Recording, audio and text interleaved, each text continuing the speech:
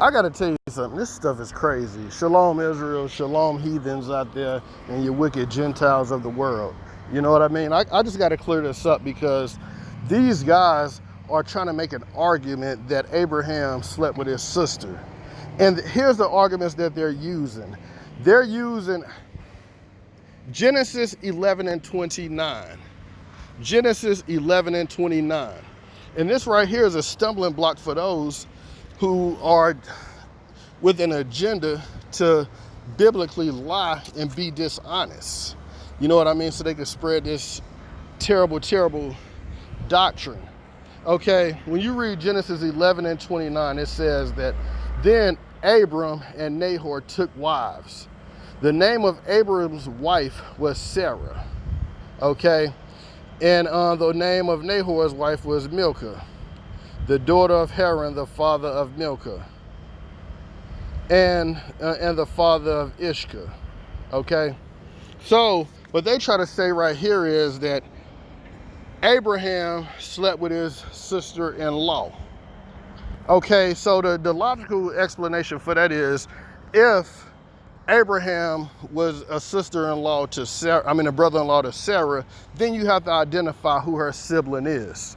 Okay, so now you're making up bullshit and dumb shit. You're looking stupid as fuck, and it doesn't make any goddamn sense that you don't even know what the fucking in-law is between the difference and a stepsister, because then the other argument was, well, maybe Terah married another woman, and that other woman had a daughter, and her daughter would be Abraham's sister-in-law. No, that's not how that shit works. That would be a stepsister then. If you have a father and he married another woman and she has a child, that child would be your stepbrother or sister.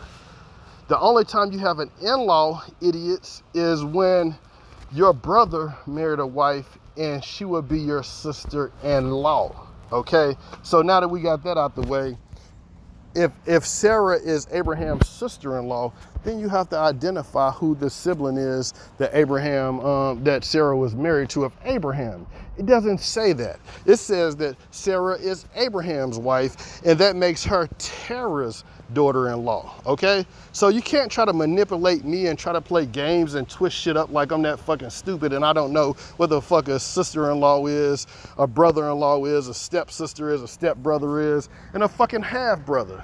It doesn't say that it doesn't say that Terah married another woman and has Sarah as his child, now does it? It says that Terah took his son Abram and his wife Sarah, which is Terah's daughter-in-law.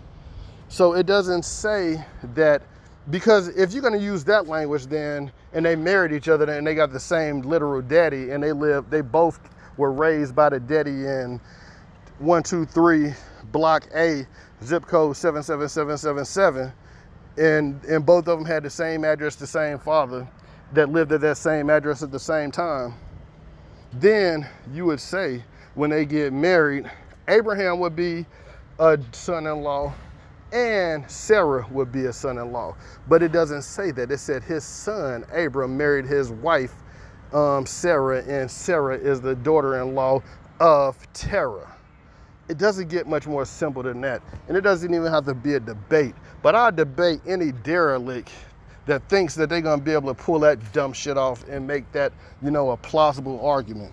You can say all the bullshit you want, but that right there is fucking out of pocket.